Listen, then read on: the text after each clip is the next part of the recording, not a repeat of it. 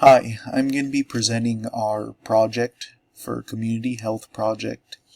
This is our community assessment for the zip code 77022. So, the zip code 77022, it is located on the north side of Houston. It's a 5.8 square mile area, and as you can see on the map, the south border is the North 610 Loop. And on the east side border, it's the Hardy Toll Road. On the north side border, it's Tidwell Road. And then on the west side border, it's Yale Street and North Main Street. So in this small area, the population here is 28,430. This is an area that's rich in Latino or Hispanic history, and the culture is very predominant here. As you can see, it's about 70% Hispanic in this area. The next leading ethnicity is 25% African American, and then about 5% Caucasian and other mixed races. So this area it does have its issues, its problems. About 54% of the adults in this area have a high school degree. What that also means is about 45% are high school dropouts. So there's a significant problem with the educational level in this area. Only about 6.5% of residents here do have a bachelor's degree. So you can see that not many people in this area have gone to college, or have gone to college and returned to this area. This has led to the area being pretty poor. The household income here the average is $30,852. That is well below average for the Houston area. The average in Houston is close to $60,000 per household. And this also has led to the median home value being very low. It's about $79,000. Also well below average in Houston. The average home here in Houston is probably around about $150,000. So you can see both areas, they're about half of what is average here in Houston. Close to 30% of the residents here live below the poverty level. Driving through this area in our windshield survey, we saw a lot of small houses, areas that were not very well upkept, and just issues in these neighborhoods that have issues with trash and a lot of lack of upkeep, basically. So there's they do have the Houston Police Department and also a fire station very close by, right about in the middle of the zip code on Cross Timber Street.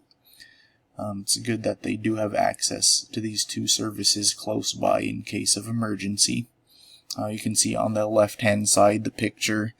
That is the Houston Police Department. So it is a fairly small building. And then on the right side, they do have their fire station.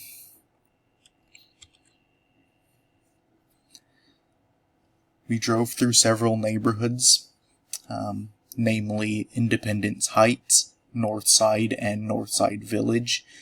And as you can see in the pictures, a lot of the homes were pretty old. Looking it up online, most of the homes were built around 50 years ago, so a lot of the homes have not been updated. That is one reason the price of the homes on average was only about $79,000. And there's also many apartment complexes in the area. 53% of people here are renters as opposed to owning their own homes. That is also above average for here in Houston. There also was an Independence Heights Community Center, where they have community meetings, councils.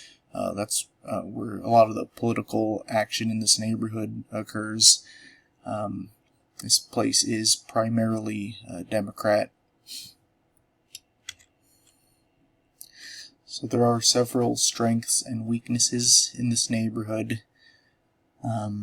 One good thing that they do have is they have access to health care. Major hospital, Memorial Hermann Northwest, is just 3 miles away, so pretty close by, right there on the North 610 loop. And driving through the neighborhood, we also saw multiple family clinics and dental clinics, so it seems like there is access to health care.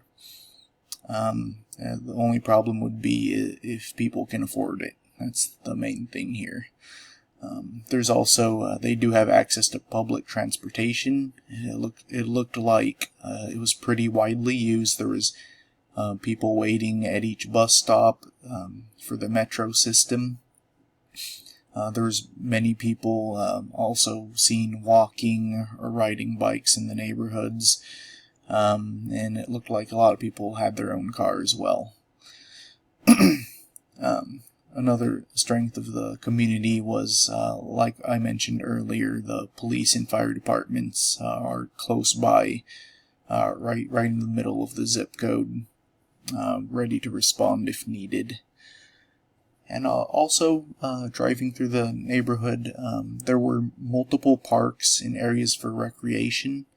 There were several places where we saw children playing soccer, or just playing in the parks, and even some of the school recess areas. So there is areas for recreation that look like they are pretty widely used. Again, some of the weaknesses that were seen were just the aesthetic, just the how the community kind of presented. There was a lot of trash on properties, vacant lots, trash on the sidewalks, and it looked like there needed to be some work done as far as cleanup. And as far as maintenance, there was a lot of just abandoned buildings that a lot of them were unsightly. A lot of them had graffiti on the walls. And just, it gives a poor presentation of the neighborhood when, for someone that's driving through or just passing by. And again, another one of the weaknesses was the education. Again, about 45% were high school dropouts. Very few people here with a college education, and this doesn't allow for much community growth. As far as improvement, if half of your adults aren't even finishing high school, that just leads to problems down the line. And just talking with some of the people in the neighborhood, all of them were complaining about the crime. Looking up the rates online, we also saw that had much higher rates than the rest of Houston. Predominantly it was for petty theft, small robberies, or stealing from people, stealing from people's homes, or even vehicles being broken into and having things taken out of them. And also there's a problem with more than usual drug use in this area, and arrests related to drug use. Here are several pictures of the area from the windshield survey. The first one on the top left was Kerr Park, and this park was actually, it looked like it was very well maintained. It was just very pleasing to the eye. There was several people using the park, and it was just great to see people out and being active, and just it was also nice to see just a very well maintained park in this area that the people could use. Also, but you can see the contrast with the picture on the bottom right, and that's just there were a lot of lots like this vacant, undeveloped lots with just graffiti all over the structures that were located in these lots. And yeah, there was a lot of those around. On the top right, you can see there's several stores such as discount shops.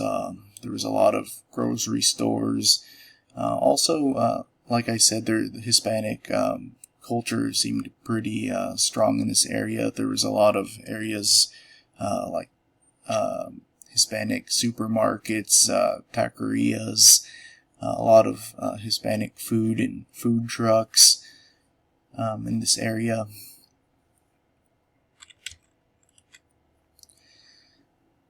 And just like in most areas of Houston, the biggest problems are issues related to our diets, our lack of exercise. The top number one issue here is heart disease. That is the number one killer in this area, followed by cancer, stroke, diabetes, then accidents, and then HIV. This is also a big problem within the Hispanic community, is just the issues with diabetes running in families, hypertension, a lot of it made worse by obesity, overweight syndromes. That ties back into the diets that are high in carbohydrates, high in fat, and overall just a lack of exercise. Big problems that can be combated, but are difficult to combat in this area.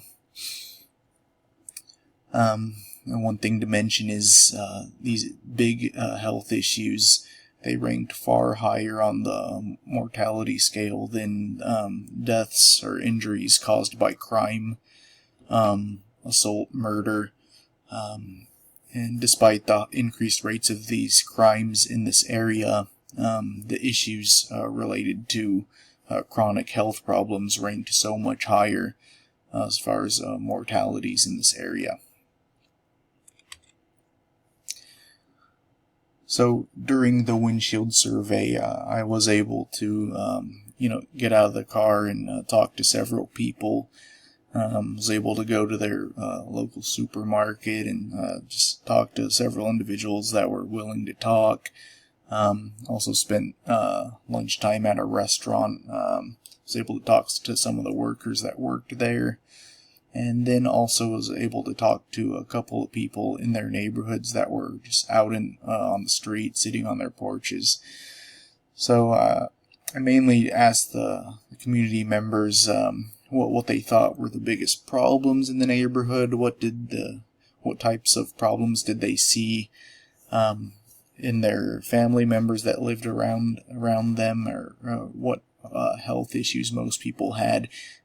Almost everyone said, "Oh yeah, I know someone that has problems with high blood pressure, diabetes in the family," or several of them had diabetes themselves. No, it seemed like everyone knew someone that had problems with heart disease, whether it was a parent or a uncle or just a family member. I talked a little bit about how yes, their diets are often just very high in carbohydrates and fat, and this is not an uncommon problem here in Houston or even all over the United States. It's a pretty widespread problem that pretty much the whole world is facing, and it's it's definitely a problem in this community as well. I also was able to ask about crime, what they thought were the most commonly occurring crimes, and again, that is just problems with theft in the area, having their homes broken into, as well as things being stolen from vehicles, or stores even being held up. They said there was not that much gang-related issues. I was able to ask a little bit about that, and it didn't seem like anyone really said that was a big problem in this area. They did say that drugs were a pretty common problem with the younger people and even the adults. And they said that isolated crimes were pretty uncommon, but occasionally they did happen. These are the references that I used for a lot of the statistics and just resources that I used for this project. Thank you for listening. Thank you so much.